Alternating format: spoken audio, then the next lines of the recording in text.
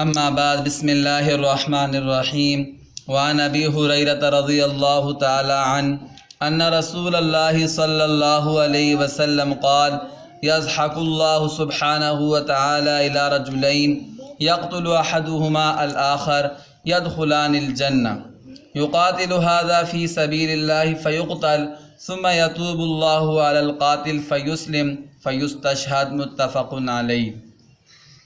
میرے معزز سامعین، حضرت ابو ہریرہ رضی اللہ تعالی عنہ پیارے نبی صلی اللہ علیہ وسلم کا یہ ارشاد روایت فرماتے ہیں، کہتے ہیں کہ اللہ کے رسول صلی اللہ علیہ وسلم نے ارشاد فرمایا کہ اللہ رب العزت جنت میں دو بندوں کی طرف دیکھ کر مسکرائیں گے، خوشی کی وجہ سے، ان سے راضی ہونے کی وجہ سے، خوشی کی وجہ سے دو بندوں کو جنت میں اللہ تعالیٰ دیکھ کر مسکرائیں گے۔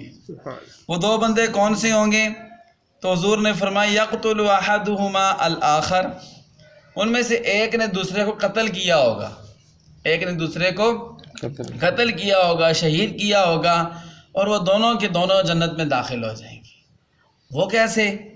وہ ایسے داخل ہو جائیں گے یقاتل ھذا فی سبیل اللہ فیقتل، ایک اللہ کے راستے میں جہاد کر رہا تھا کفار کے خلاف کہ کافروں کے ہاتھوں وہ شہید ہو گیا۔ ثم یتوب اللہ علی القاتل، پھر ایسے ہوا کہ جس کافر نے اس کو شہید کیا تھا اللہ تعالیٰ نے اس کی توبہ قبول فرمائی، وہ مسلمان ہو گیا۔